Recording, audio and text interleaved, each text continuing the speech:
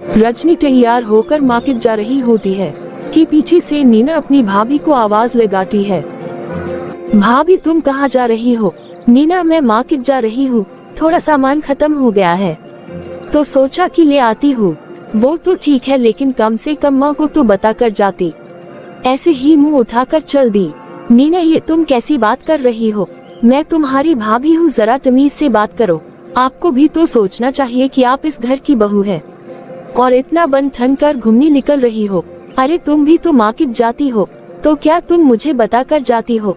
मैं माँ को बता कर जाती हूँ और मैं तुम्हें बता कर क्यों जाओ? तुम रुको, मैं अभी माँ को बताती हूँ। नीना अपनी भाभी को मार्केट जाने से रोक देती है और माँ के पास जाकर अपनी भाभी के बारे में बताती है। माँ तुमने बड़ी छूट दे रखी है अपनी बहू को। अरे क्या हुआ नीना? आपको पता भी है कि इस घर में क्या चल रहा है? भाभी अभी अभी मार्केट गई है, वो भी इतना तैयार होकर। मुझे लगता है भाभी सामान खरीदने के बहाने किसी से मिलने गई है। कुछ भी मत बोले जा नीना, वो तेरी भाभी है। माँ तुमने अभी देखा नहीं, भाभी चुपचाप घर से निकल रही थी और वो तो मैंने पकड़ लिया। कपड़े तो ऐसे पहन रखे थे कि जैसे शादी में जा रही हो और माँ हील्स भी पहन रखी थी। माँ अगर तुमने ऐसे ही ढील दी ना, फिर वो दिन दूर नहीं जब पूरी मोहल्ले वाले हमारे मुंह पर हमारी बेइज्जती करेंगे। अरे तो क्या हुआ, तेरी भाभी ही तो है। अगर थोड़ा सज धज कर चली गई तो क्या हुआ?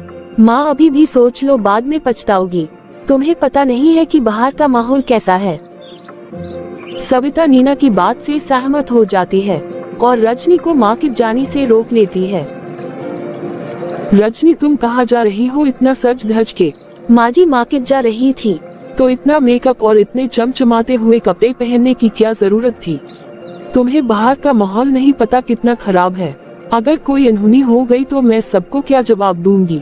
लेकिन माँ जी इन कपड़ों में खराबी क्या है? मैं इस घर की बहू हूँ और मुझे तो सज धज कर ही रहना पड़ेगा। आस पड़ोस में लोग देखेंगे तो क्या बोलेंगे कि देखो सविता की बहू कैसे पागल बनकर घूमती रहती है। अरे कोई कुछ नहीं बोलेगा, और अगर तुम्हें मार्केट जाना है तो सिंपल कपड़े पहनकर और कम मेकअप करके जाओ। रजनी गुस्से में अपने कमरे में चली जाती है और गुस्से में अकेले बड़बड़ाने लगती है। इस नीना की बच्ची को क्या प्रॉब्लम है? मैं चाहे जैसे मर्जी कपड़े पहनूं, किसी को क्या तकलीफ है? अगर मेरी शादी हो गई है तो मतलब मैं जीना ही छोड़ दूं। भला ये भी क्या बात हुई? ऐसे ही कितने महीनों तक नीना अपनी माँ को रजनी के खिलाफ भड़काती रहती है और सविता बिना कुछ सोचे समझे रजनी को उल्टा सीधा बोलती रहती। फिर एक दिन सब एक साथ बैठकर खाना खा रहे होते हैं। हे भगवान, ये कैसा खाना बनाया है तुमने? क्यों, क्या हुआ? माँ भैया तुम बिल्कुल भी ये खाना मत खाना, नहीं तो बीमार पड़ जाओगे। नीना ये तुम क्या बोल रही हो? रोज अच्छा खाना तो बनता है, तो आज कौन सी कमी रह गई? रोज अच्छा खाना बनता है तो आज भी अच्छा बना होगा। भाई आपको मेरी बात पर यकीन न आए तो तुम खुद ही खा कर देख लो। नीना तुम्हें नहीं खाना तो मत खाओ, कम से कम दूसरों को तो खाने दो। तुम्हें तो आदत हो गई है कुछ भी बोलने की। भाभी आप बीच में मत बोलो, कुछ आता जाता तो है नहीं, बस बेकार में ही बोलती रहती हो। अरे तुम दोनों क्या कर रही हो? कम से कम खाना तो आराम से खाने दिया करो, हर टाइम घर में चिक चिक बाजी चलती रहती है। चलो फिर ठीक है भैया, मैं तो चली बाजार से खाना खाने के लिए। अब कोई सड़ा हुआ खाना खाना है तो खाओ। फिर नीना अपने कमरे में चली जाती है और अपने लिए खाना ऑर्डर करती है। नीना के जाने के बाद सविता और सागर खाने का एक निवाला मुंह में डालते हैं और तुरंत ही उगल देते हैं। हे भगवान, ये खाना तो सच में खाने लायक नहीं है। रजनी तुमने ये खाना बनाया है कि जहर? माँ जी ये आप क्या बोल रही है? रजनी माँ बिल्कुल ठीक बोल रही है, ये खाना तुमने हमें मारने के लिए बनाया है क्या? अब आप भी शुरू हो गए। आप दोनों को हुआ क्या है? मैं पूरा दिन इतनी मेहनत करती हूँ पर आप हमेशा नीचा दिखाने की कोई कसर नहीं छोड़ते। रजनी तुम्हें नहीं लगता कि तुम कुछ ज्यादा बोल रही हो? अगर तुम्हें हमारी बातें इतनी कड़वी लगती है तो हरकतें भी सही किया करो। फिर सविता और सागर टेबल से उठकर चले जाते हैं और उनके जाने के बाद रजनी खाना खाकर देखती है।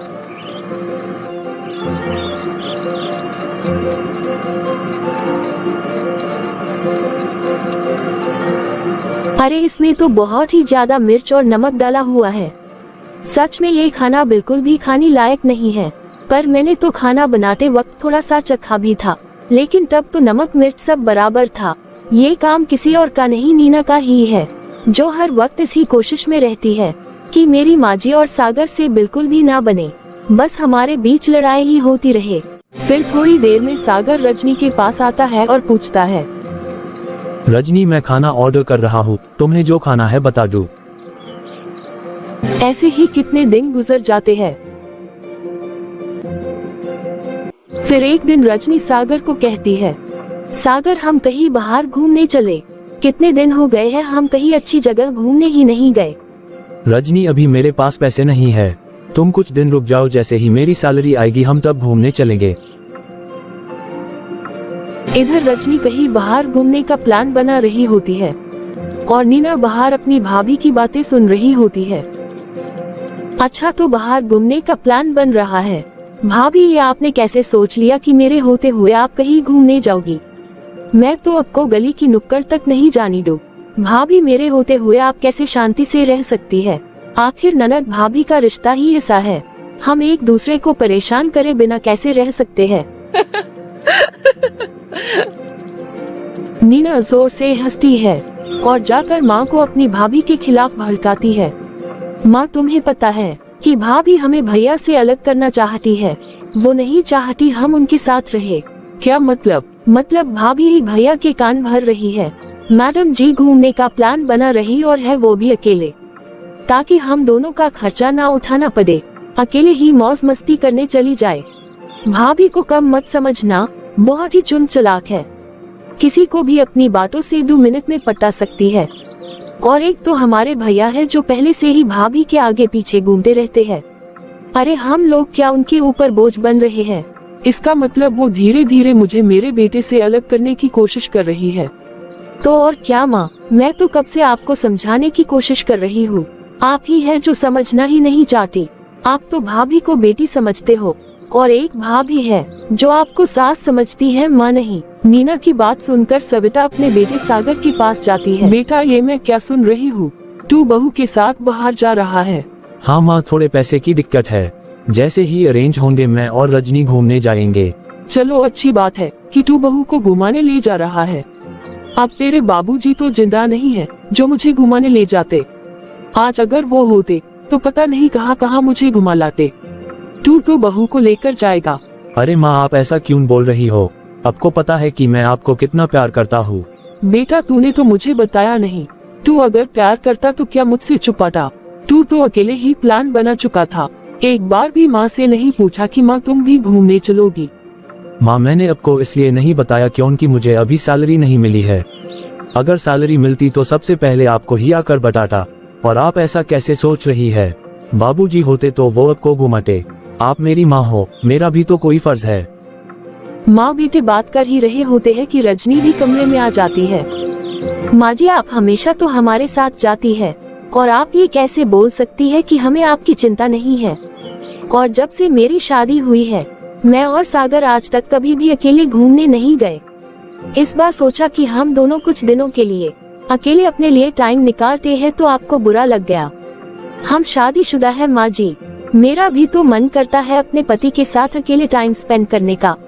अगर हम बाहर जाकर थोड़ा क्वालिटी टाइम स्पेंड करना चाहते हैं तो इसमें क्या गलत सोच लिया? रजनी माँ से सही से बात करो। सागर, मैं कौन सा गलत बोल रही हूँ?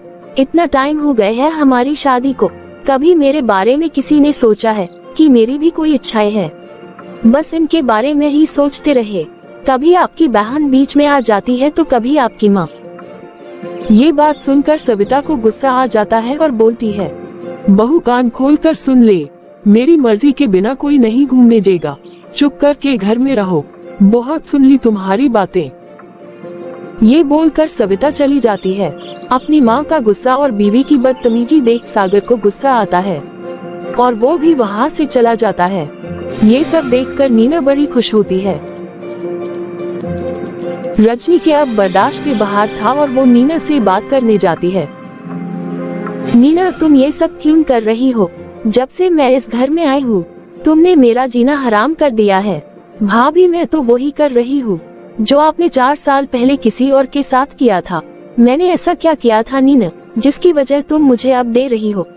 याद करो भाभी, क्या किया था आपने 4 साल पहले। फिर रजनी 4 साल पहले का सोचने लगती है। नीना अपने कॉलेज के लिए तैयार हो रही थी और तभी उसकी भाभी आती है। नेहा, तुम्हारे एग्जाम्स आ रहे हैं, तो इतना तैयार होकर कहाँ जा रही हो? और वैसे भी आज तो तुम्हारी छुट्टी है। हाँ भाभी, आप सही कह रही है, लेकिन भाभी आज मेरी एक्स्ट्रा क्लास है और मेरा जाना जरूरी है। नीना इतना बोलकर कॉलेज चली जाती है।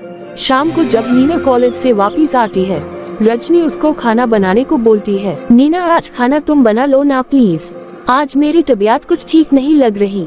भाभी बना तो लेती, पर आपको पता है ना कि मेरे एग्जाम्स चल रहे हैं, मुझे पढ़ना भी है। पीछे से नीना की माँ सविता भी आ जाती है और उन दोनों को बातें करता देख बीच में बोल पड़ती है। अरे क्या हो गया? दोनों ननद भाभी के बीच क्या बातें चल रही है? माँ कुछ नहीं, वो भाभी खाना बनाने को बोल रही थी, पर मेरे एग्जाम्स है तो मैंने मना कर दिया। तो क्या हो गया, मत बना, रजनी खुद बना लेगी, इसमें कौन सी कोई बड़ी बात है। इतना बोलकर सविता अपने कमरे में चली जाती है और नीना भी अपने कमरे में चली जाती है। मजाल तो देखो इस लड़की की, कैसे मुंह पर ही मना कर दिया। ऐसी कौन सी पढ़ाई कर रही है कि खाना बनाने को मना कर दिया। अगर ऐसा ही हाल रहा तो इसका कॉलेज छुड़वाना पड़ेगा। इतना पढ़कर करेगी भी क्या? पता नहीं इसको इतना पढ़ा किसके लिए रहे हैं। शादी के बाद रोटियां ही तो बनानी है। मुझे तो लग रहा है कि इसका चक्कर चल रहा है, तभी तो कॉलेज से एक भी छुट्टी नहीं करती और इतना सज धज कर जाती है। इसका तो भांडा फोड़ना ही पड़ेगा, फिर इसको पता चलेगा कि इसने किससे पंगा लिया है। फिर अगले दिन शाम को नीना कॉलेज से घर आ जाती है और फ्रेश होने के लिए अपने कमरे में चली जाती है। नीना अपना फोन टेबल पर रख कर चली जाती है और रजनी नीना का फोन उठाकर चेक करने लग जाती है। इतना बोलकर रजनी नीना के फोन से फोटो अपने फोन में भेज देती है और चुपचाप फोन वहीं रख देती है। रजनी जल्दी से अपनी सास के आने का इंतजार करती है और उसके आते ही नीना के बारे में बता देती है। सविता गुस्से में नीना को आवाज मारती है। नीना, ओ नीना, कहाँ रह गई? जल्दी आ, आज तुझे सबक सिखाना ही पड़ेगा। क्या हुआ माँ, तुम इतना चिल्ला क्यों रही हो? आज के बाद तेरा कॉलेज जाना बंद। तू कॉलेज में क्या कर रही है मुझे सब पता है। रजनी ने तेरी और उस लड़के के साथ फोटो दिखा दी है। फोटो की बात सुनकर नीना के होश ही उड़ जाते हैं। माँ, ऐसा नहीं है। क्या हुआ नानक जी, उड़ गए ना होश? आप कॉलेज इसलिए ही तो जाती थी कि कॉलेज जाकर गुलछर्रे उड़ाओ। माँ प्लीज मेरा कॉलेज जाना बंद मत करवाओ, मेरा कैरियर खराब हो जाएगा। माँ, वो राहुल कुछ दिनों में अपने माँ बाबूजी के साथ बात करने घर आ ही रहा था। मुझे नहीं पता था कि आपको ऐसे पता चल जाएगा। माँ प्लीज मुझे माफ कर दो और मुझे कॉलेज जाने दो। नीना अपनी माँ के सामने बहुत गिड़गिड़ाती है। सविता नीना की एक भी बात नहीं सुनती और हमेशा के लिए उसकी पढ़ाई छुड़वा देती है और उसका फोन भी छीन कर रख लेती है। रजनी नीना से खूब काम करवाती और सविता को शिकायत लगा कर उसको परेशान भी करती। कुछ समय बाद नीना के बॉयफ्रेंड राहुल की किसी और लड़की से शादी हो जाती है। नीना ये सब सहन नहीं कर पाती और उसी दिन से अपनी भाभी से बदला लेने का ठान लेती है। कुछ याद आया भाभी? अब समझ में आया भाभी आपको कि आपने मेरा कैरियर छीना, मेरा प्यार छीना और माँ की नजरों में मुझे गिरा दिया। मेरी पूरी जिंदगी बर्बाद करके रख दी आपने। फिर रजनी नीना से अपनी गलतियों की माफी मांगती है, पर नीना का दिल इतना ज्यादा दुखा था कि वो रजनी को माफ नहीं करती।